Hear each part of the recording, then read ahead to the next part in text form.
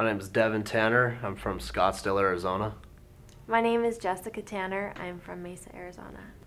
Garrett's my brother. Garrett is my youngest brother. When he was a very, very small little kid, we'd put him in a little walker that had wheels on the bottom, and he'd just go running throughout the entire house.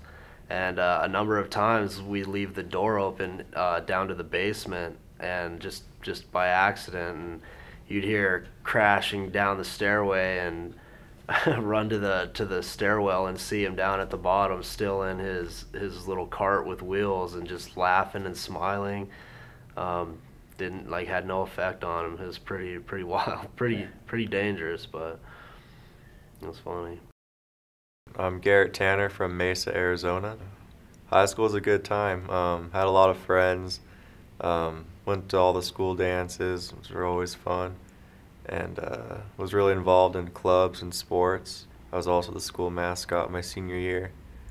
I got to bring my gymnastics into mascotting, so it was fun. Well, I started gymnastics when I was about 7 years old.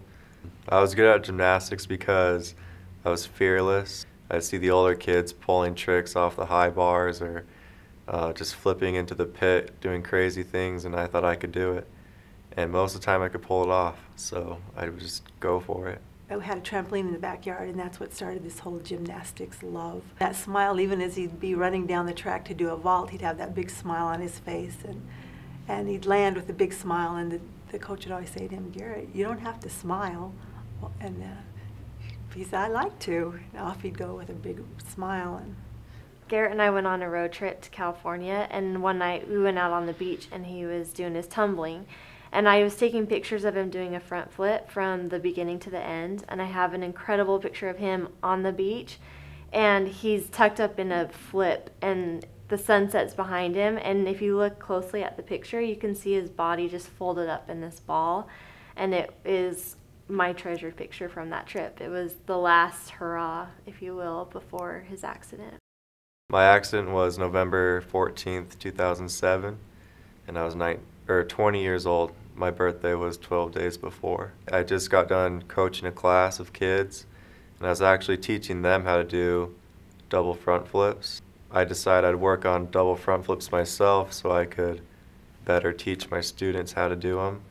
I learned how to do a double front flip when I was 9 years old, so it was routine. It's something I've done for years. So in that flip, I just felt not out of control, but just my timing was off. I felt lost in the air.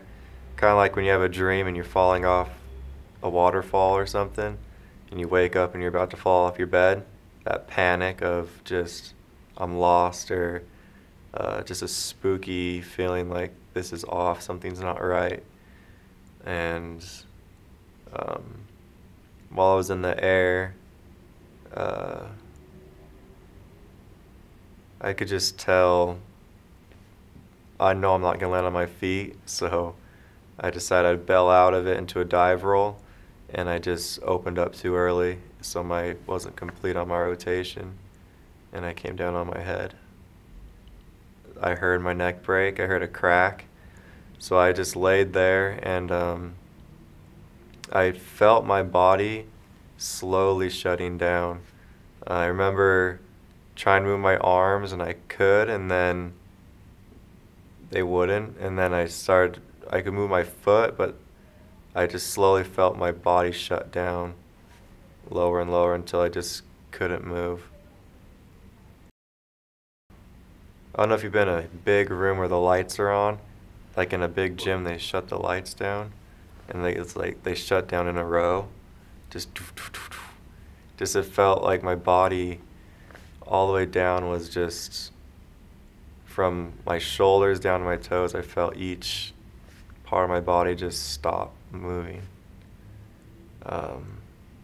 It was just after my last class, and there were a few other coaches still there.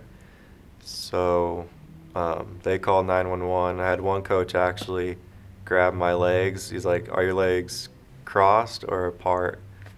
And I was like, "They're crossed," but they were really apart. So instantly I lost the feeling of like the awareness of my body, the position of it. I couldn't tell if my legs were bent or straight. I just lost it all that quick. I wasn't panicked at all. Actually, felt really at peace and calm. I just knew at that instant, whatever was to come from this day on, I'd be okay. It was actually really like a spiritual moment for me, because my grandpa was paralyzed. So as I was laying there, I actually felt his presence and his comfort, and I just knew I'd be okay. So I wasn't scared at all. It was kind of just a quiet moment that I'll always remember. Yeah, my grandpa was in a car accident. He was paralyzed. He had a C5, C6 injury, which is the same as mine. He actually passed away in August of 2007, and I was injured in November of 2007, so he didn't get to see me like this, but I definitely know and I feel him with me. Whenever I would be with my grandpa, whether I'd be helping him into bed or out of bed, or massaging his legs, I'd always think, can he feel this? What does it feel like to be paralyzed? Am I hurting him? Just wondering, and just had a curiosity of what does he go through? How does it feel to be paralyzed? And what I did think it would feel like is not anything what I could have imagined. When you think about not being able to feel your legs, and then to actually not be able to feel your legs, it's totally different. It's just not, you can't imagine. After feeling my body shut down, the paramedics came and they actually asked me who to call. And I didn't want them to call my mom just because she'd worry too much, so I had them call my dad. And at that point I knew I broke my neck, so it was my dad's dad who was paralyzed, so he'd gotten that call before, and I just didn't want my mom to worry. So just as I was getting loaded into the ambulance, my dad pulled up, ran over, and I told him he wished he could trade me spots, and I told him no way. I told him then that we've got a journey ahead of us, but it's gonna all work out. I'm gonna be okay. And I think I knew I'd be okay because, just 10 minutes before, my grandpa was there with me. When I arrived at the hospital, they did a lot of tests. They felt me all around, asked if I could feel this or feel that. Couldn't feel anything. They asked me if I could raise my arms, and I was laying down on my back, and he said, "All right, pull my hand up really hard." And I was trying to lift my arm as hard as I could, and there was a delayed reaction, and all of a sudden my hand flew up and slapped me in the face. It actually scared me, because I had no control over my body.